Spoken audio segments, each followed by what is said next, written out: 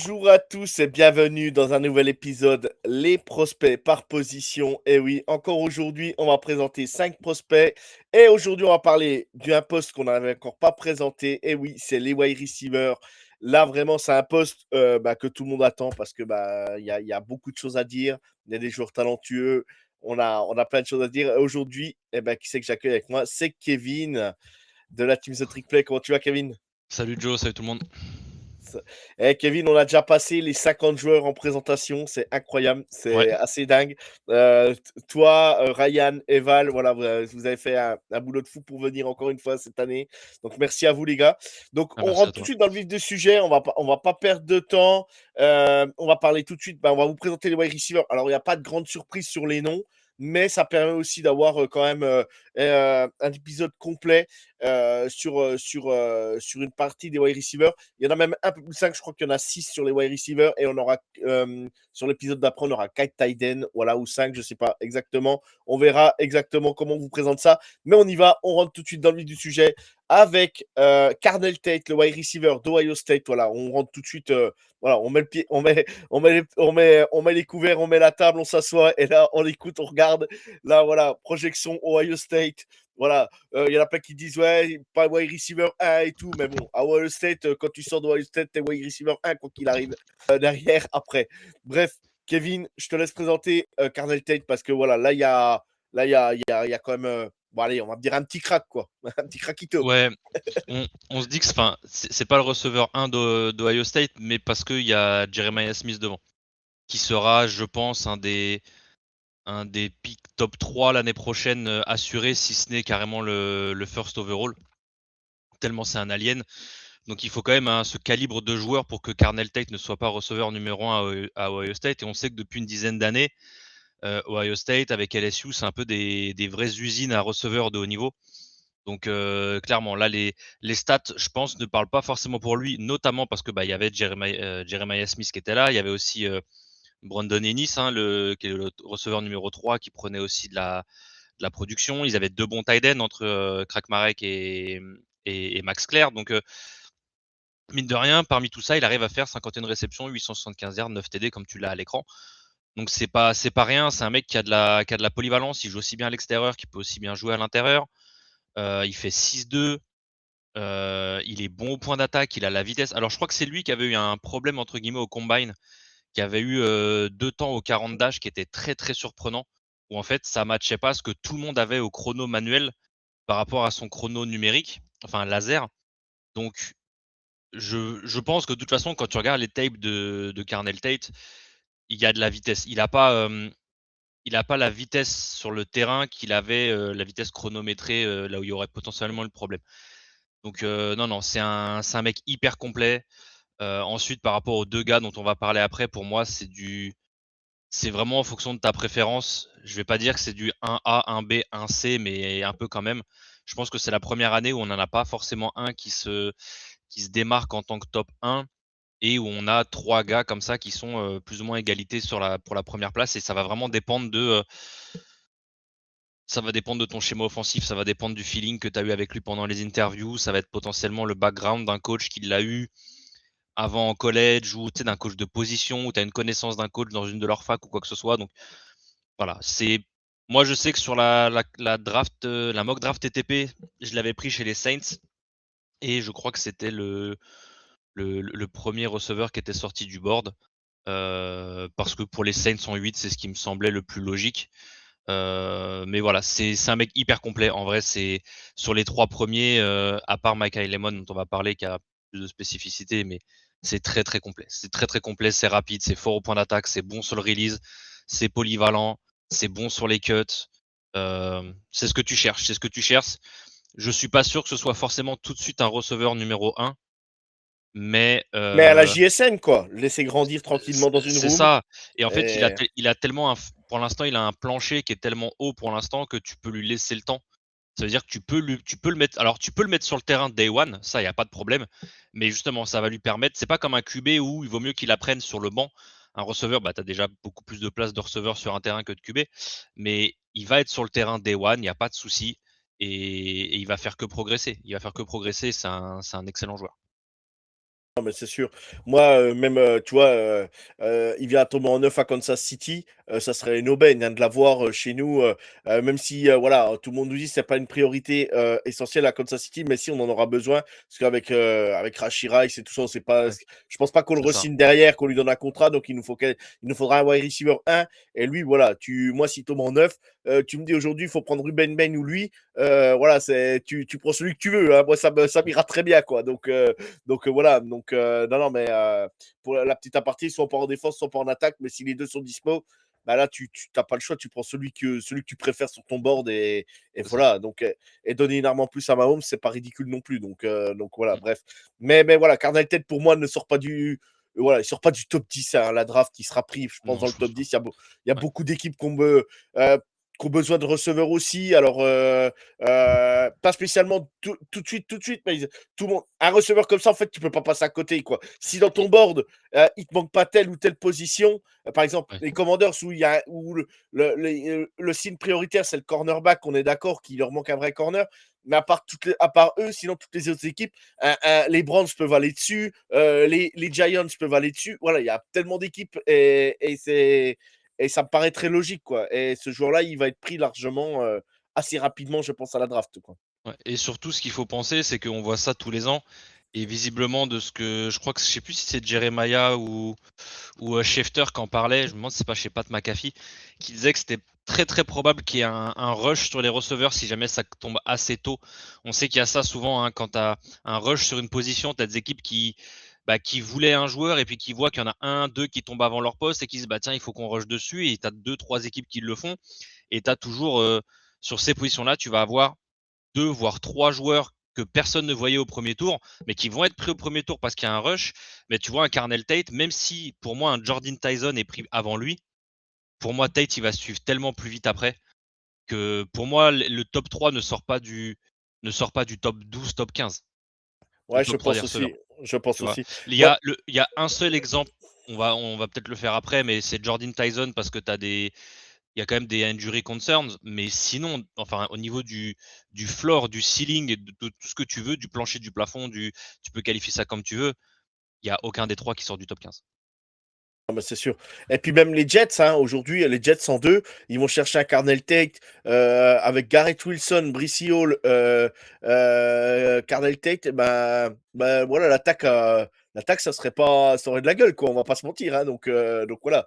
Bref, et voilà, vous avez toutes les infos sur Carnell Tate. C'est vraiment un joueur, voilà, moi je vais classer, voilà, pas extraordinaire, mais vraiment un super joueur et qui la plupart des receveurs comme ça qui sont sortis de Ohio State n'ont pas déçu ces dernières années au NFL. Et voilà, c'est une valeur sûre, c'est comme à LSU. Voilà, c'est des receveurs, voilà, ils sont prêts, quoi. En fait, c'est des prototypes qui arrivent en NFL, quoi. Ils ont été préparés pour arriver en NFL ces jours-là, quoi. C'est comme. Je vous charrie souvent avec Oregon, mais depuis que Dan Lanning est arrivé chez vous à Oregon, c'est un peu la même chose. Ils préparent des prototypes pour la NFL. Les mecs démarrent assez rapidement quand ils arrivent maintenant. Donc C'est voilà, ça. donc c'est comme ça. Et on en aura un Bref, exemplaire dans le prochain épisode. tout à fait, tout à fait. Allez, on enchaîne, on passe au suivant. On l'a spoilé un petit peu si c'est bien lui que j'ai mis dans l'ordre, que je me trompe pas. Voilà, c'est Jordan Tyson. Alors Jordan Tyson, joueur, on va pas se mentir, un talent exceptionnel. Qui est vraiment, il peut être pris le wide receiver numéro 1, je ne serais pas surpris. Une équipe l'aime, lui tombe dessus, c'est vraiment un mec. Alors, il y a l'historique de blessure, c'est le seul défaut qui peut lui porter préjudice sur ce premier tour. Sinon, tout le reste, le mec, il a un talent exceptionnel. Moi, je suis le premier à dire, à Kansas City, ça me gênerait parce que voilà, les blessures et tout ça. Si, on va dire, de toute façon, les staffs NFL ont fait le tour on fait le tour du truc, hein. Ils savent très bien les blessures, ils savent très bien tout ce qu'il y a. Il était interviewé, ils savent exactement où ils en sont. Euh, Bref, moi, le joueur là, même moi, si je tique un peu sur les blessures, si on le prend comme ça, City, ça upgrade tout de suite ta room de receveur, il n'y a pas photo. C'est un talent, il n'y a pas à discuter. Moi, c'est ce que je dis sur le scouting, hein, sur la fiche que j'ai fait sur lui sur le site de The Trick Play Podcast, c'est que c'est mon chouchou. C'est mon chouchou de cette draft. Je suis vraiment, tu le vois jouer. Je crois que j'ai commencé le match contre TCU, le premier TD qu'il met. En fait, juste le premier TD qu'il met, il y a tout ce que tu veux chez un receveur numéro 1. Ce qui veut dire que tu as le release, l'accélération, la séparation. et le burst à la fin pour finir pour aller marquer son TD. Tu as tout ce que tu veux. Tu as le leadership. Parce que mine de rien, je sais plus quel match il fait un drive où il fait 2-3 catchs. Tu as le kicker qui manque un field goal à 35 yards. C'est le premier mec qui est rentré sur le terrain pour aller chercher son kicker, mais pas un truc de fin de match, hein. Un truc premier carton, hein. Il va chercher son kicker, grand sourire, grande tape sur le casque, en mode vas-y c'est bon, I got your back, on continue. T'as pas de receveur qui fait ça, t'as personne qui fait ça. Il a une vraie mentalité de capitaine en tant que bloqueur. Je l'ai dit la dernière fois, mais moi je suis, en tant que coordonnateur offensif, particulièrement chiant avec le receveur, surtout à l'extérieur, qui ne bloque pas. Jordan Tyson, il bloque, c'est un chien de la casse. Il va foutre son casque dans la grille d'un safety à 15 yards du ballon, il en a rien à foutre. Il est intelligent, c'est l'un des rares seuls que j'ai vu être capable de prendre ce qu'on appelle le MDP. Donc quand tu bloques, c'est le Most Dangerous Player. C'est-à-dire que souvent dans ton assignation, tu vas avoir en tant que receveur soit ton corner, soit le safety, en fonction duquel descend le premier au jeu. Donc si tu dois prendre le joueur le plus dangereux, si ton corner il drop en zone et que ton safety descend au jeu, tu vas prendre le safety. Si le safety garde le deep et que ton corner te réattaque, tu prends le corner. Le mec, la position, elle est parfaite, base large, main prête, il shuffle, il voit que c'est le safety qui descend, poum, il va attaquer le safety. C'est le seul que j'ai vu faire ça. Il va bloquer dans la box. Le mec, il va motion, il va aller se taper un outside linebacker sur un inside zone. Enfin, c'est tout ce que tu recherches chez un receveur. Il est complet à mort, il est quick. Comme Tate, il a une polyvalence, il peut jouer aussi bien à l'extérieur qu'à l'intérieur. Il peut jouer aussi bien à droite qu'à gauche parce qu'il y a des receveurs avec les systèmes de college football qui sont un peu cantonnés à un côté. Si vous regardez un Denzel Boston, enfin, quoique Boston a un peu plus de mobilité, mais un Eric McAllister, par exemple, qui était cantonné littéralement au poste de receveur extérieur à droite. C'est un peu particulier, mais lui, il a une vraie polyvalence d'alignement. Voilà, si vous le voyez jouer, regarde, surtout je crois que c'est la tape contre TCU, il met les 2 TD. C'est textbook maintenant. Le seul problème, c'est qu'il a jamais fini une saison complète. C'est aussi pour ça que dans la mock draft, je l'ai pas pris chez les Saints parce que l'historique de blessure des Saints avec l'historique de blessure de Jordan Tyson, je me suis dit ça pourrait pas faire bon marché. Mais si les Saints le prennent, je serai le premier heureux. J'irai allumer un cierge à Notre-Dame de Paris, mais voire même un paquet de cierges, une palette même. Mais non, je serai le plus heureux du monde parce que c'est un super receveur et en plus je trouve que ce sera un très bon complément à Chris Olave. Donc voilà. Non, mais c'est sûr. On en profite même, les Saints. Elio animera la soirée, la 3e jour de la draft au Moose Bar à Paris. Si vous écoutez l'épisode là, allez au Moose, vous êtes dans la région parisienne, rendez-vous le 3e jour de la draft le samedi. Elio sera au Moose pour vous animer la soirée en partenariat donc avec la franchise des Saints. Voilà, Saints France est dans la place. Et n'oubliez pas aussi, il y aura John qui passe à la télé. Donc ça, c'est énorme avec Bertrand et tout. Ça va être exceptionnel. Donc on embrasse la famille Saints France. Il y aura une petite vidéo qui sortira sur le Foot US Media, une petite vidéo d'1 minute qui fait la promo de tout ça. Voilà, donc c'est en préparation. Bref, voilà, c'est la petite aparté. Ce qu'on n'a pas posé sur Canal Tête et Jordan Tyson, Kevin.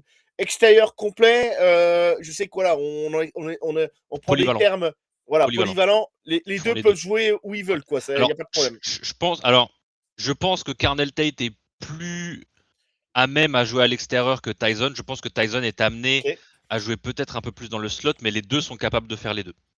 Que ce soit l'un ou l'autre, ils sont capables, on les a vus, hein, ils ont des alignements qui sont aussi bien à l'intérieur qu'à l'extérieur. Et surtout, le plus important, c'est que c'est bien de t'y aligner, mais c'est est-ce que tu es capable de produire et de faire des différences. Exactement, et les deux ont été capables de le faire. Je sais que Jordan Tyson, en plus, c'était vraiment la pièce maîtresse de l'attaque d'Arizona State l'année dernière. Donc, il était beaucoup en motion. Ils essayaient de le mettre vraiment beaucoup dans des situations favorables. Et ça a fonctionné, puisque jusqu'à ce qu'il se blesse un peu, c'était vraiment un super joueur. Donc, non, les deux ont vraiment cette polyvalence wide slot. Et ça, c'est hyper important. C'est hyper important parce qu'on sait qu'en NFL, on a besoin aussi d'aller chercher des fois dans le slot les yards after catch, comme on appelle. Et voilà, les deux sont capables de le faire. Et des tracés comme ça, on en a besoin pour les petits gains. Les petits gains, il n'y a pas besoin de gagner beaucoup des fois. Hein, il faut gagner les petits gains. Tu as ces joueurs-là, ils te permettent de les gagner. Voilà. C'est surtout trouver des match-up. Les mecs, tu as tout le scouting qui est là avant et tu sais que quand tu vas motion ton receveur extérieur et que tu vas le mettre dans le slot, et c'est le safety qui va venir dessus. Moi, j'ai un safety qui vient contre mon receveur numéro 1 dans le slot. Je sais que tous les jours, ma première lecture, elle se retrouve ici, tu vois. Donc, c'est hyper important. C'est que avec cette polyvalence, tu as tellement plus d'ouverture, de possibilités de match-up favorables. C'est pas que on va en parler de certains, mais c'est pas que ton receveur numéro 1 contre le corner numéro 1 de tel côté du terrain et c'est le même match-up toute la journée. Mm, Tu vois, mm, mm. tu as vraiment cette polyvalence et cette flexibilité d'alignement et d'appel de jeu avec des gars comme ça. C'est le talent. Tout simplement, c'est le talent. Voilà. Allez, je pense qu'on a été assez clair sur Jordan Tyson. Voilà. Carnell Tate, Jordan Tyson. Voilà. Il n'y a pas de faute. Voilà. Quoi qu'il arrive, votre franchise le prend. Vous vous trompez pas. On rentre pas spécialement trop dans les détails hein, parce qu'il n'y a pas besoin. Les joueurs, voilà. Vous allez lire des fiches de scouting de Kevin. Vous allez lire aller écouter ce que disent les Américains, tout ça. Il n'y a aucun problème. Voilà. On va pas se répéter sur des joueurs voilà. On sait qu'ils vont partir assez haut à la draft. C'est des talents, voilà, tout simplement. Pour le coup, c'est vrai que c'est des joueurs assez consensuels. Les trois premiers, il n'y a pas vraiment de. Je pense que tout le monde est plus ou moins d'accord. Et tu vois, dans la plupart des mock drafts, la plupart des mecs te le disent ou quand ils font des rankings, c'est qu'ils ont une préférence pour ça plus qu'autre chose. T'en as aucun qui va dire ouais, il est meilleur que lui, tu vois. Exactement. Allez, on enchaîne, on passe au troisième. Et vous savez, voilà, c'est Makai Lemon, le wide receiver de USC, qui a une palette un peu plus supplémentaire, qui est un peu plus. Bon, il a fait un peu le buzz au crewmine parce qu'il parlait un peu bizarrement et tout ça. Mais ça, c'est pas grave. Moi, j'ai envie de dire, si le mec, c'est sa façon d'être, sa façon naturelle, l'essentiel, c'est que ça parle sur le terrain. Que le mec, il soit deux temps, c'est pas deux temps, c'est un truc. S'il est performant sur le terrain, qu'est-ce qu'on a à faire? Après, le reste. Par contre, lui, il est. Moi, alors lui, moi, c'est mon chouchou parce que c'est rare que j'aime des joueurs de USC, mais lui, je l'aime vraiment bien, quoi. Lui, il m'a vraiment. Ouais, j'adore ce joueur, quoi. J'adore ce joueur. Il est capable de faire beaucoup de choses, quoi. Il m'a surpris cette année aussi parce que étant donné que USC se remet à jouer au Oregon maintenant qu'ils sont en Big Ten, je regarde un peu plus USC qu'avant parce que je savais qu'on les jouait pas vu qu'ils voulaient pas nous jouer. Donc voilà, quand on était en Pac-12. Maintenant qu'on se les tape presque tous les ans, je les regarde un peu plus et il m'a vraiment surpris, notamment. Alors, contrairement aux deux autres, on va le dire tout de suite, il est beaucoup plus, voire même exclusivement dans le slot. Lui, c'est un slot receiver, il est un peu plus petit. Par contre, dans le slot, c'est le meilleur. T'as un Tyson ou un Carnell Tate qui peut s'aligner dans le slot et qui va faire des différences. Il n'y a pas mieux que Makai Lemon dans le slot. Voilà, on va faire simple. Les stats partent d'elles-mêmes aussi. Alors, les années précédentes, il était vraiment 100% slot. Cette année, ils l'ont essayé un peu plus à l'extérieur, à l'opposé d'un Jacoby Lane. Ça, c'était pas non plus hyper probant. Deuxième niveau, ça passe. Troisième niveau, c'est un peu plus compliqué, on va dire. Il n'a pas la vitesse. Non, c'est pas forcément la top speed, c'est même quand il s'agit de se séparer. Là, tu vas te taper des. On sait ce que c'est la nouvelle méta des corners NFL, c'est du 6-3, 6-4, long bras, des mecs qui viennent poser les mains et tout. Ça va devenir compliqué pour lui. Mais dans le slot, c'est un match-up nightmare. Tu mets un safety, c'est mort. Tu mets un backer, c'est mort.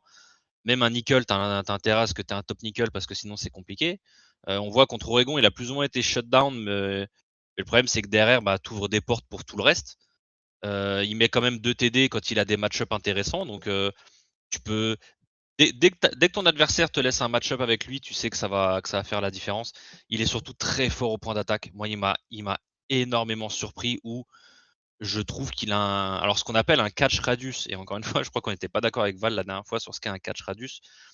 Mais pour moi, c'est ta capacité, peu importe ta taille, c'est ta capacité à dépasser ta frame de base pour aller chercher des ballons. Et Makai Lemon, cette année, tu mettais un ballon dans sa zone, c'était un catch, voire un touchdown. Il y a des catchs qu'il met en end zone là qui sont balle lobée, back shoulder, il a le corner qui est sur lui en train de l'attraper. Tu sais pas comment il se retourne. Mais vraiment, il a un body control sur ces situations-là qui est très très très impressionnant. Il est très quick sur les petits appuis.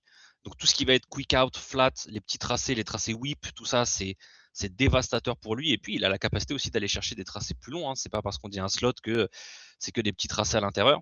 Il a des capacités à jouer ce qu'on appelle in space, donc tout ce que tu vas jouer sur des screens ou quoi sur lui. D'accord.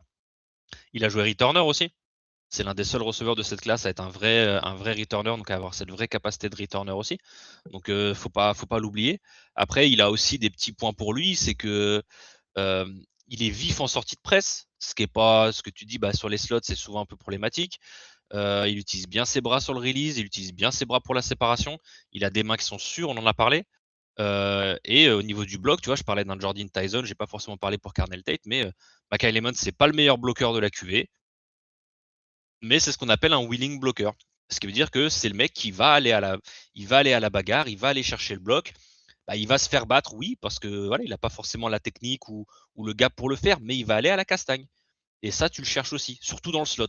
Dans le slot, parce que tu vas pas te taper des corners qui sont en cover 3 et qui n'ont rien à foutre du run support. Tu vas te taper des outside, tu vas te taper des safety qui descendent dans la boîte et tout. Et là, il va falloir que tu sois un peu plus chien de la casse pour ce genre de choses. Moi, j'adore, en fait, c'est quand il fait son tracé, il ne perd jamais le ballon des yeux. Et ça, c'est incroyable. Il a une capacité, parce qu'on dit, oh, c'est facile, hein, c'est leur truc. Mais de regarder où est le ballon, ne jamais quitter le ballon et continuer son tracé et rester focus sur son tracé, c'est très dur, hein, c'est Et pas surtout, facile, hein. les gens se rendent pas compte avec un casque la différence que ça fait. Ouais.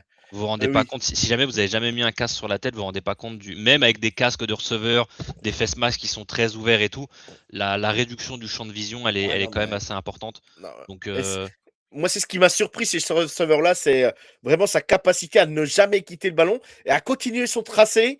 Et mais tu te dis, mais ça va tout droit en fait. Il y a des receveurs, on l'a vu au combine, ça zigzague. Lui, ça zigzague pas, c'est tout droit, hein. C'est vraiment. Et, alors, je suis pas un grand fan du combine à chaque fois, mais ouais. sur ces petits trucs-là, c'est des petits détails où tu vois la différence de certains wide receivers élite et d'autres qui sont pas En fait, quoi, hein. tu vois, bah déjà c'est bête, mais déjà tu vois la compréhension de l'exercice. Parce Ouais. que t'en as qui comprennent pas déjà la base, et je trouve que c'est de pire en pire au combine d'ailleurs, vu que tu me parles de ça. Le nombre de joueurs qui se plantent, et notamment sur le gauntlet, le drill dont tu parles, qui se gourent du côté où ils se tournent en premier. Je l'ai regardé cette année, j'ai trouvé qu'il y a énormément de joueurs qui se plantaient, alors que normalement, quand tu prep le combine, c'est le drill en tant que receveur qui va faire ton truc, parce que c'est ce que tu fais pas forcément à l'entraînement, et c'est pas des tracés ou quoi que ce soit, c'est un drill. Et c'est-à-dire que tu le prépares ce truc-là. Et en fait, c'est-à-dire que tu le prépares avant le combine et tu te chies sur le premier truc où tu es censé te retourner. Tu vois, avant même que tu ailles en ligne droite et que tu reçois tes ballons, tu te gourres de côté. Et ça m'emmerde. Ça m'emmerde. Les mecs qui, comme tu le dis, qui font des zigzags ou qui. Voilà. Et c'est là où tu vois les mecs qui déjà ont des qualités naturelles. Et c'est bête, mais c'est du gainage en fait. Être capable de. C'est ce qu'on me demande aussi en tant que receveur, c'est que si à chaque fois que tu tournes la tête, tout t'es pas gainé et que tout ton corps il tourne, bah ton corps il va dévier avec ta tête en fait. Et c'est être capable de dissocier. On va parler biomécanique, hein, vous savez que c'est mon dada. On va dissocier la ceinture scapulaire, dissocier la ceinture au niveau des hanches et être capable de tourner le haut du corps en gardant les jambes droites. Et c'est ça qui est très compliqué à faire. C'est pour ça qu'on va te parler de flexibilité des hanches pour un receveur. Tu vas dire, ouais, mais pourquoi? Bah, c'est ça. C'est-à-dire que c'est un mec qui va être capable de se tourner et d'aller chercher, comme tu disais, de traquer le ballon en l'air, d'être capable de résister et d'être gainé pour, un, résister au contact et deux, continuer à courir son tracé tout droit. Et c'est un mec qui maîtrise ça parfaitement. C'est ça, c'est ça, c'est ça, c'est ça. Donc, non, non, mais très bien. Et voilà, vous avez la petite palette technique aussi de Kevin. Voilà, c'est important de l'avoir. Eh, C'est non, j'ai fait un peu de stabs, donc tout ce qui est anatomie, biomécanique, j'ai ça aussi. Voilà, j'ai non, non, mais quelques. c'est hyper intéressant. Et il y aurait tellement de choses à dire. Là, on va pas s'attarder là-dessus, mais il y aurait tellement de choses à dire là-dessus. C'est dingue. Et c'est ce qui aussi a fait la force. Là, je vais parler. J'ai d'autres extraits en tête de ce drill-là. Les tight ends le font aussi. Un George Kittle, quand il était au combine, ça a été précis. C'est pour ça qu'il a Ouais, été drafté et qu'il a été mis en avant aussi. Il avait déjà été très fort au college football. Mais un George Kittle, quand tu le voyais faire cet exercice-là, c'était précis, c'était propre. Ils nous remontrent encore au combine cette année. C'est des mecs, voilà, ils avaient tout, quoi. Ils avaient tout, quoi. Ça montre le talent, quoi, tout simplement, l'évolution du joueur, quoi. Donc, c'est ça. et le Le, QI le, aussi. le Le combine, QI. outre le fait d'être un showcase de joueurs en moule beat et sans défense, en fait, pour moi, ça permet de montrer, outre les capacités athlétiques sur les tests, mais c'est aussi tout simplement tes bases. Ils cherchent pas autre chose que ça, ils cherchent les bases. Et si déjà t'as pas les bases, c'est compliqué. Tu parles des tight ends, si t'es pas capable d'avoir la bonne position de pied quand tu es sur le sled ou quoi que ce soit, ça se remarque tout de suite. Pour un receveur, si t'es pas capable d'être gainé, de suivre la ligne, ou tu body catch et tu sors pas tes mains, ça se voit. C'est des drills où tu dis c'est des drills bêtes, mais il y a des points particuliers. Chaque coach a des points, techniquement des coaching points. Là, c'est des scouting points sur chaque drill. Tu Ouais, sais ce que tu vas regarder sur chacun. Et toi, tu t'en rends pas compte en tant spectateur, ouais. que téléspectateur lambda, on va dire. Mais eux, t'inquiète pas que même si tu finis à 5 sur 5, bah, tu finis à 5 sur 5, mais il y a 3 balles que tu as catché avec ton torse. Tu fais ça sur la ligne. Tu vois, c'est mine de rien, c'est quand même. On peut dire ce qu'on veut sur le combine, mais c'est juste, il faut savoir comment l'utiliser aussi, tu vois. Il faut savoir Tout à quand en fait. retirer. Tout à fait, tout à fait.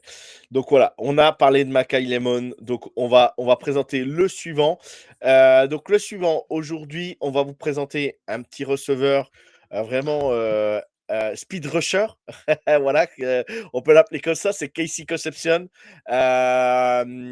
Voilà, de Texas A&M, qui monte de plus en plus dans les mocks, qui a fait une saison correcte et qui Alors, est Joe, t'as mis conception à la française, ouais, sauf que ouais, c'est Concepcion, conception, ouais, c'est un C, non pas un T. ouais, Et d'ailleurs, c'est ouais, ce qui est très drôle, c'est que le C de Casey ouais, est pour conception. Donc en fait, tout le monde l'appelle. Casey. En fait, on devrait juste l'appeler Casey parce qu'on dit deux fois conception techniquement. Ouais. C'est comme si moi on m'appelait KB Barbier, tu vois, ce qui est Exactement, bah voilà. exactement. Et oui, Donc, il fallait bien chercher une petite coquille dans le. Et je l'ai vu tout de suite quand j'ai ouvert. Ah, je dis merde, je l'ai faite. non mais Bon, bah tant c'est quoi, pis. je te le dis parce que quand je l'ai marqué tout à l'heure, je l'ai marqué avec un T, je fais c'est bizarre, ça fait pas très espagnol. Et du coup, je suis allé vérifier, et j'ai fait il y a un C, c'est pour ça que je le sais, sinon je t'aurais rien dit, j'aurais pas capté, hein. Ah, bah, moi, je l'ai vu tout de suite. Je dis, hop, j'ai fait la faute. Bon, bah, je dis, pour ceux qui regarderont en vidéo, je m'excuse, mais ceux qui l'ont au podcast, vous ne le verrez pas. Bref, parle-nous de Casey, vas-y. Pareil, on en parle pas forcément dans ce top 3 parce que je pense qu'il est peut-être un peu en dessous, mais pareil, c'est hyper vif, hein. C'est très intéressant en sortie de stance. C'est vif, c'est bon dans les cuts, c'est précis. C'est surtout, encore une fois, très très bon au point d'attaque, hein. On a pas mal de tape de highlight de lui cette année où ça envoie des balles casse-croûte leur tange de QB, là, je sais plus comment il s'appelle, ce qui c'est Marcel Reed à A&M, où Oui, il l'a c'est ça. pas, l'a pas Ouais, c'est ça, forcément c'est mis ça. Ouais. en bonne Ah, il condition. l'a Des pas fois, mis en valeur du tout, même. On va des dire fois, ça comme ça. il t'envoie des galettes saucisses à 40 yards là entre deux Geoffrey, on gars. t'embrasse. Geoffrey, on t'embrasse, Oui, désolé, mais là, ouais. c'est- en plus je sais qu'il aime bien Marcel Reed, mais bon moi c'est clairement pas mon dada. Mais du coup c'est ce genre de mec qui va être capable de te sortir d'une galère.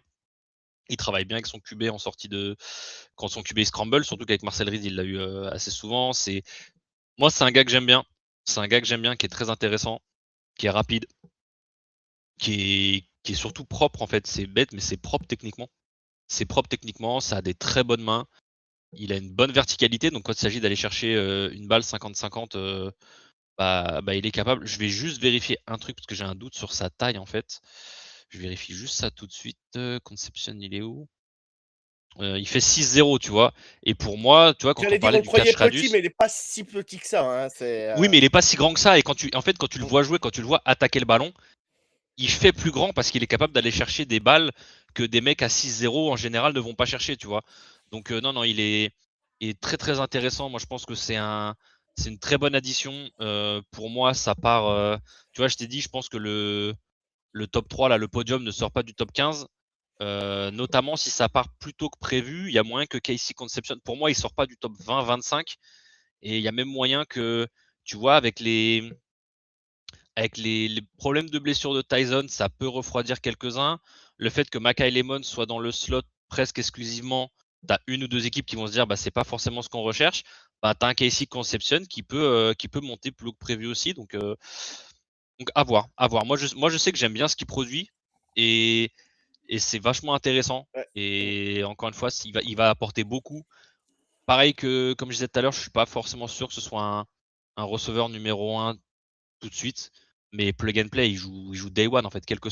Pour moi, quelle que soit la franchise qui le draft, t'as peut-être quoi? T'as peut-être deux franchises dans toute la NFL qui peuvent se dire bah vas-y, on a déjà trois starters et le mec voit pas le terrain. Et même de toute façon, même s'il est pas starter, c'est un mec qui verra le terrain, qui aura des snaps dès le premier match et qui jouera.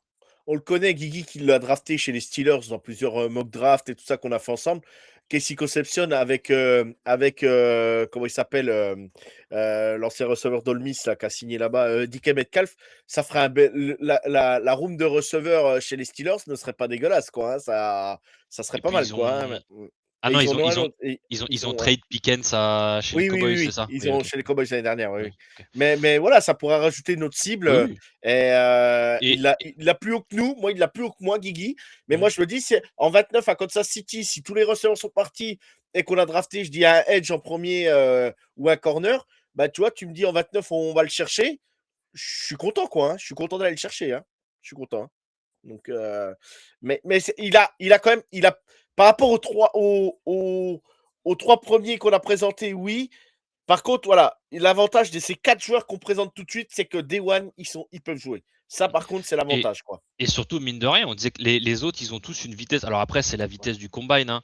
Les Bien 3 sûr, autres bien sont sûr. clock à 4,50 pour Lemon, 4,53 pour Tate. Encore une fois, je pense qu'il y a peut-être eu un problème. Ou alors, c'est peut-être sa position qui a fait que le chrono s'est déclenché plus tôt. Mais Oui, tous les gars l'avaient en puis 4,40 quelque chose. puis tu sais, c'est pas évident d'aller courir tout droit comme ça, même 40 yards, tu sais, Non, c'est surtout ce que c'est les pas un gens. exercice facile non plus, En hein, fait, alors moi qui ai fait passer les tests quand on fait le combine du flash par exemple, on a les cellules laser.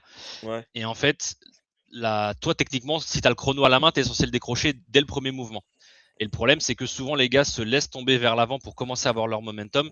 Et en fait, le problème, c'est que si jamais tu as quelque chose qui croise la cellule avant, bah, la cellule, elle va se déclencher plutôt que ton vrai mouvement, en fait. Et je pense que lui, sa mécanique, il était peut-être trop proche des cellules. Tu sais, c'est bête, mais il y a peut-être la main qui est passée devant avant ou quoi que ce soit. Ouais, puis ça l'a déclenché, Et quoi. voilà ce qui fait. Ok. Et t'as vraiment tout le monde dans le stade qui a dit, mais on l'a tous clock en 4,43, 4,45.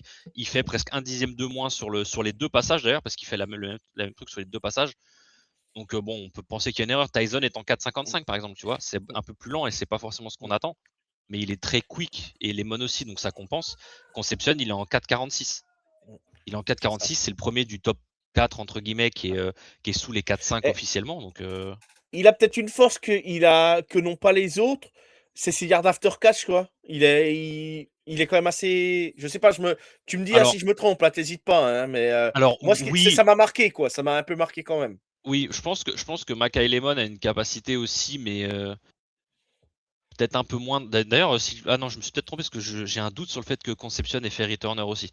Je pense l'avoir vu en returner. J'ai un doute, donc je veux pas dire de conneries. Tout à l'heure, j'ai dit Oui, que non, Lemon mais c'est était pas l'un des grave. seuls, mais sur les 2-3 matchs de INM que j'ai regardé, j'ai un doute sur le fait de l'avoir vu.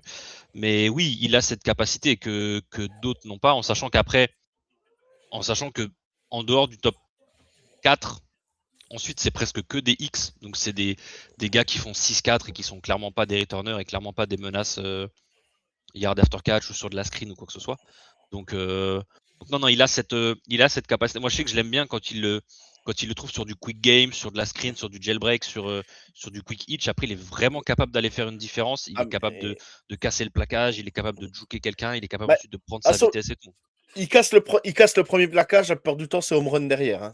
Ça part très loin, hein. Si t'as pas le safety qui est rapide derrière ou le corner, s'il casse le premier plaquage, la plupart du temps, il fait du sale, hein. Il va très loin, quoi. Donc, moi, j'adore ce style de joueur, hein. Donc, je vais pas vous mentir. Mais voilà. Casey Concepcion, voilà. Désolé pour la faute d'orthographe. Désolé pour les fans de Texas A&M.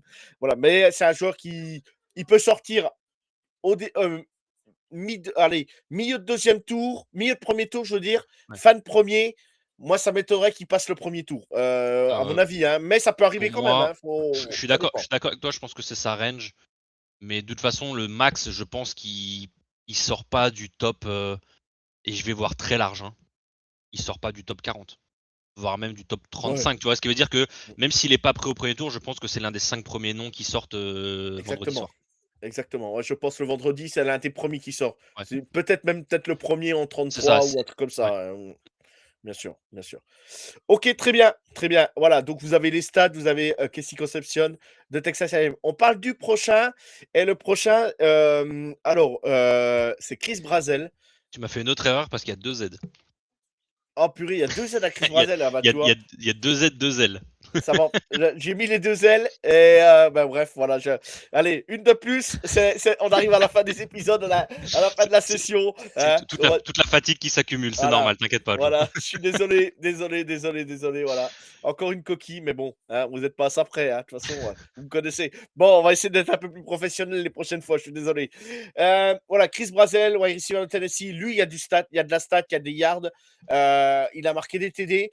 En sachant, en plus, on le répète assez souvent, l'attaque de Tennessee, c'est comme encore. C'est chiant à regarder, quoi. Du moins, en tant que scout, c'est chiant à regarder. Ça joue. C'est jamais les mêmes appels. C'est jamais. Il y a l'attaque de Tennessee. Elle a toujours un truc un peu bizarre, quoi. C'est la défense un peu moins, mais elle le fait aussi. Et c'est pas toujours simple. En tant que, je me mets à votre place. Et il y a des jours, ça doit être relou, hein. Il y a Bah, des jours, ça doit être relou. ils jouent un système, encore une fois, ils font partie de ces équipes qui ont un système particulier, qui sont presque les seuls à jouer. Ils jouent cette widespread, donc ils jouent avec des splits donc des écarts de receveurs qui sont très larges, c'est-à-dire que là où ton receveur extérieur, normalement, il est aligné plus ou moins au numéro, et tu lui gardes entre 7 et 9 yards vis-à-vis de la sideline.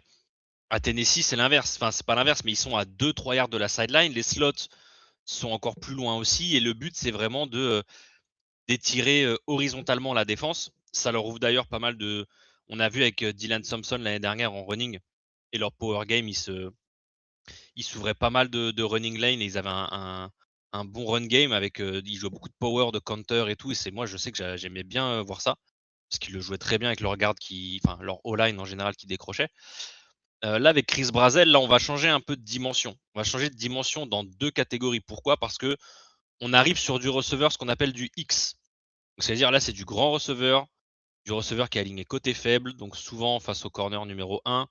C'est un mec qui va être sur la ligne, donc aligné sur la ligne de scrimmage, qui n'est pas reculé. Donc c'est un mec qui, si jamais on vient en presse, le DB il est à 50 cm de toi, dans ta gueule et tout. Il fait 6-4 et surtout, ce qui je pense va attirer beaucoup de monde, c'est le combo 6-4 et 4,37 au 40. Il a un combo taille-vitesse qui n'existe pas dans cette QV. Il a un combo taille-vitesse qui est unique sur cette QV 2026. Mais on le voit là sur la photo, il est très longiligne par rapport Très aux autres, hein, on longiligne. le voit, hein, on le Pour voit. le coup, c'est clairement pas un Denzel Boston, c'est clairement pas un Malachi Field. Tu vois qu'il est un peu plus fin. Et c'est d'ailleurs, c'est bête, mais l'un des premiers trucs que j'ai vu sur lui, c'est que souvent quand il part sur le vertical, parce que quand tu as un gars qui fait 4,37 au 40, tu lui donnes souvent des tracés verticaux. Et il a tendance à se faire rediriger. Et une fois que le DB pose les mains dessus, il n'arrive pas à garder sa ligne. Il a tendance à se faire sortir de sa ligne. Il a du mal à venir la récupérer après. Donc ça, c'est un truc qui, je pense, va beaucoup devoir travailler. Encore une fois, on parle du gainage, hein, ça en fait partie. Je pense qu'il va devoir, mine de rien, comme la plupart des joueurs, prendre un peu de pound quand il va arriver en NFL. De toute façon, on leur fait confiance On là-dessus. leur fait confiance pour ça. Il n'y en a pas pour Hein. longtemps. Il y en a pas pour longtemps. On sait comment ça fonctionne. Mais voilà, donc du coup, c'est un combo c'est des trucs que tu ne coaches pas. C'est les intangibles. C'est des trucs que tu ne pourras pas coacher ou quoi que ce soit. Sa taille et sa vitesse, c'est déjà 2 énormes points forts que tu as. Il est bon au point d'attaque. Je t'ai dit, j'ai peut-être un peu plus de mal sur son route running, sur le fait qu'il soit un peu light et qu'il a du mal quand on vient poser les mains dessus. Mais si tu sais quoi en faire, un mec en 6-4 qui court en 4,37, ça peut être la pièce maîtresse de ton attaque. Le temps qu'il se développe, ça peut juste être un gars qui, comme on dit, qui stretch ta défense. Ce qui veut dire qu'il va avoir beaucoup de tracés verticaux, qui va étirer la défense et qui va t'ouvrir beaucoup, beaucoup de choses en dessous. Donc sous les safety, au-dessus des backers, si tu as des. Je vais être bête parce que les deux seront pas dans la même équipe, mais tu as un Casey Conception qui travaille derrière un Brazel qui va t'étirer la défense verticalement, et un Conception qui va pouvoir travailler sur tout ce qui est over, dig, curl, tous les tracés comme ça. C'est dévastateur. Si tu as un bon receveur comme ça qui sait travailler le milieu du terrain ou les tracés intermédiaires, avec un Brazel qui va t'étirer la défense verticalement, c'est très très intéressant. Et l'avantage d'être grand aussi comme ça, c'est qu'il a des mains malgré tout, parce qu'il y a des fois des grandes targets Oui, comme ça, ils ont pas spécialement les plus grandes mains. Ils arrivent, ils font leur différence, mais ils ont toujours, des drops un peu gênants ou des catchs, tu sais, un peu gênants, tu vois, ils l'ont dans le numéro, tu sais pas pourquoi ils vont essayer de faire, ils essaient de faire un catch un peu bizarre, un peu truc. Lui, non, il a quand même c'est un receveur qui doit sortir dans le top 50 de cette draft, hein. Voilà, on va pas se mentir, hein, c'est pas mais je t'avoue que Brazel, c'était l'un des premiers, je crois, que j'avais regardé. Mmh. J'ai vite abandonné, je suis passé sur quelqu'un d'autre. En fait, je voulais me le refaire cette semaine avant la draft, parce que Ouais. en regardant la liste des receveurs, je suis tombé sur son. En fait, c'est à l'époque où je regardais où je scoutais les gars comme ça un peu dans l'ordre, et puis je regardais pas forcément la taille ou quoi que ce soit. Si j'ai pas forcément regardé de Tennessee cette année. Et là, tu regardes le combo, tu te dis 6-4, 4-37. Est-ce que En ça fait, se reproduit vraiment sur le terrain ou pas? C'est ça qu'il faut regarder, c'est vraiment. ça. Et puis surtout, tu te dis, je sais comment les équipes draftent. Je sais qu'elles draftent au potentiel, je sais qu'elles draftent au RAS. Est-ce que c'est un mec legit qui, quand tu vois ses stats et sa taille, enfin ses stats, sa vitesse et sa taille, tu te dis, est-ce que je peux le drafter vraiment dans le top 30 ou dans le top 40 parce qu'il y a autre chose que la vitesse et la taille? Ou est-ce qu'il n'y a que ça? Donc du coup, je vais le faire descendre et je le prendrai pas avant le milieu du 2e tour, voire le 3e tour, tu vois. Et il y a J'ai besoin de savoir ça parce que je pense que, encore une fois, je pense qu'il y a moyen que s'il y a un rush, il fasse partie de ces gars comme Concepcion qui part un peu plus tôt et qui part dans le top 20, top 25. Donc à voir. Même si je pense que Denzel Boston est peut-être plus à même de partir avant lui, mais la différence c'est que lui il a la vitesse, il fait la même taille mais avec de la vitesse, donc à voir. Bon, dans cet épisode, on parlera pas de DZ Boston. On va présenter Oh. le dernier. C'est parfait, Joe. Ne parle pas des joueurs de Washington, c'est très bien comme ça. Et on va présenter le dernier de cet épisode des wide receivers. Et lui, je pouvais le mettre qu'avec sa réception de l'année. Tout Ah ouais. simplement, j'étais Ouais. obligé. Omar Cooper Jr., le Mm. mec a fait la réception de l'année au buzzer contre Penn State. Déjà, contre Penn State, déjà, premièrement, déjà, ça, c'est la base. Et franchement, le catch, voilà, pour ceux qui ont la photo en image, regardez la hauteur où il est. C'est tout simplement dantesque. Et ce catch, cette Et, passe de et, Mendoza, ce drive, il est assez ouf, quoi. et C'est ça. surtout, ce qui est le plus impressionnant sur cette réception, c'est pas la hauteur à laquelle il va chercher la balle, hein. C'est Ouais. la manière dont il arrive à Comme reposer le bout de son pied dans à, la end à, zone, dans la end à zone, ouais. 5 cm Ouais. de la ligne et il Mm. pose vraiment le body control complet sur ce catch. Il est assez phénoménal. Ouais. Alors, Omar Cooper Jr., c'est pas forcément le mec dont on parlait parce que ça a beaucoup parlé d'Elijah Serrat cette saison parce que techniquement Elijah Serrat je crois met 1 ou 2 TD de plus que lui, je crois qu'il met 14 ou 15 TD sur l'année.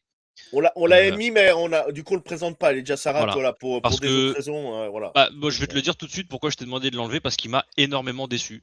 Mm. Et que pour moi, Serrat n'est pas un first round, même un second round, parce que je trouve que tu lui enlèves sa capacité de catch en les 50-50. Je trouve qu'il n'y a rien en fait. Je trouve que là, il a pas de release, il a pas de séparation, alors il a des bonnes mains, il va te catcher les balles 50-50, mais en fait, il a fait son pain toute l'année avec le système RPO d'Indiana où en gros, si le mec était en drop et qu'il était à 8 yards de toi, bah tu jouais quick out et puis tu prenais tes yards et voilà. Mais sinon, je le trouve vraiment pas. Je trouve qu'il n'y a pas grand chose en fait. Ouais, tu lui mets une back shoulder. Alors, la back shoulder avec Mendoza, il n'y a rien à dire. Très très bien. Et en dehors de ça, et le problème, c'est ce que je disais, c'est que pour moi, Indiana a dû jouer autant de back shoulder parce qu'en fait, leurs receveurs ne sont pas capables de gagner verticalement. Et, Exactement. Non, mais exactement. j'étais plus que surpris quand j'ai vu que Sarat était en 4,53, ce qui veut dire qu'il fait quand même grosso modo 4,53, c'est la vitesse de Carnell Tate, officiellement. Sur la tape, c'est clairement pas la même chose. Et tu vois le nombre de fois, oui. En fait, s'il part en vertical et qu'ils n'ont pas d'ajustement back shoulder ou comeback dessus, il n'est pas target parce qu'en fait, il fait aucune séparation avec son corner. Et là, je te parle de college football. Je te parle de college football. Donc, Bien sûr, bien sûr. Mais pour moi, il a un skill set qui est trop limité en NFL. Voilà pourquoi, excusez-moi, j'ai fait un peu plus sur ouais. ce rat parce Non, que non, lui, mais il j'ai n'y a fait pas une de fiche. souci. On se Mais reconcentre sur Omar Cooper maintenant. Omar Cooper, par contre, c'est le deuxième meilleur pure slot de cette draft. Euh, Pareil, très bon, très twitchy, très vif sur le release et sur les cuts rapides. C'est un mec qui a des bonnes mains. Bah, si vous avez à l'écran et que vous avez vu ce match, vous avez des souvenirs. Encore une fois, tu mets pas de 13 TD dans l'année Bah, sans avoir des bonnes mains. là, le college C'est football était en fusion, le soir-là. Le ah bah, catch, le truc, c'était. En plus, le match, je crois, il était 18h, donc le match finissait à ouais, 21h. ouais. C'était Alors, complètement ouf, hein, pour le coup, complètement moi, ça me fou. faisait chier parce que Penn Mm. State était au fond du trou et je voulais voir Indiana paumé parce qu'ils venaient de battre Oregon. Et ces enfoirés, ils arrivent à faire un comeback et gagner ce match. Bref. Mais du coup, non, c'est un gars dont on n'a pas beaucoup parlé, mine de rien, dans l'offense d'Indiana, parce qu'on a beaucoup parlé de Serrat. Et après, on a beaucoup parlé de Becker, qui a émergé quand les deux receveurs, les 1 et 2, sont un peu blessés. Et qui d'ailleurs fait une finale nationale assez extraordinaire, Becker. Mais non, non, Omar Cooper, c'est très très solide. Pour le coup, si vous cherchez un slot un peu à la. Si vous avez vos deux receveurs extérieurs et que vous cherchez un peu alors, on va schématiser, on va faire une comparaison très très large. Hein. Un Amon-Ra St. Brown, ce qui veut dire dans ce style de un gars qui est presque purement slot ou quoi que ce soit, c'est votre gars. Et je le mettrais même devant un Zachariah Branch, l'ancien du SC qui était à Georgia cette année. Je mettrais même Cooper qui, je pense, est plus. Je pense que Branch est plus intéressant en mode yard after catch. Je pense que c'est plus un gadget player. Malheureusement, c'est un peu. Je pense qu'il peut se développer, mais c'est un peu trop comme ça que USC et Georgia l'ont utilisé. Et puis dès qu'ils ont commencé à l'utiliser autrement, bah, il a réussi à performer, bizarrement, quand tu cantonnes pas les mecs à un rôle bidon. Mais non, je pense que Cooper est quand même au-dessus. Et en parlant de pur slot, je pense que c'est le numéro 2 de cette draft. Moi, c'est sur QI foot, hein. Moi, c'est le QI foot. Pas pour jouer dans le slot, il faut à un certain moment aussi un certain QI aussi. Et moi, c'est sur QI foot qui est supérieur à certains, je trouve. On le voit, il y a certaines mocks où ils le mettent entre 25 et 32. S'il y a un rush sur les receveurs, ça peut être jouable, hein. Il peut sortir très vite, hein. Il peut sortir très haut, hein. Encore une fois, Et je te dis, ça dépend vraiment de l'équipe qui arrive à ce exactement, moment-là. Et si tu as Concepcion qui est parti et que là, tu as le choix entre un Denzel Boston, un Brazel et un Omar Cooper, en fonction de tes besoins, ben, exactement. c'est pas déconnant pour moi de voir un Homer Cooper partir devant un Denzel Boston. Eh oui, oui, oui. Donc, on va conclure cet épisode-là. Kevin, on a été assez rapide, assez concis dans l'épisode, Ouais. mais on a quand même. Kevin nous a sorti sa petite palette technique de move. Mais C'était très bien. de toute façon, si jamais vous nous suivez sur TTP pendant le live draft, là, on fait bien sûr avec les gros joueurs, les gros noms. Mais moi, je sais que par exemple, il y a des fiches que j'ai pas sorties sur certains joueurs, mais que j'ai quand même scouté. Donc, on n'a pas forcément sorti de fiches parce qu'on n'avait pas le temps. Mais bien sûr, on a des infos pour les prospects de presque, enfin pas presque tous. On va dire que sur beaucoup des premiers tours, on aura des infos pour les joueurs que sélectionnent vos équipes préférées. Tout à fait, tout à fait. Donc, n'hésitez pas à suivre donc, la team The Trick Play le jour du live. N'hésitez pas à aller voir donc, le site internet, les fiches draft. Et n'hésitez pas donc à mettre des commentaires sur la chaîne. Donc maintenant, comme vous connaissez, le Foot US Media, bien évidemment. Hein, c'est tout neuf, c'est tout frais. N'hésitez pas à venir nous voir, n'hésitez pas à nous balancer de l'amour, du like et surtout aussi à la team The Trick Play. Kevin, merci pour cet épisode. On se Merci retrouve à très toi, Joe. rapidement pour les tight ends et à bientôt tout le monde. Ciao. Ciao, ciao. N'hésitez pas à venir nous dire ce que vous pensez de cet épisode des wide receivers. Ciao, à demain. Bonne soirée, bonne journée, comme vous voulez. Que Dieu vous garde, car moi, j'ai pas le temps. Ciao.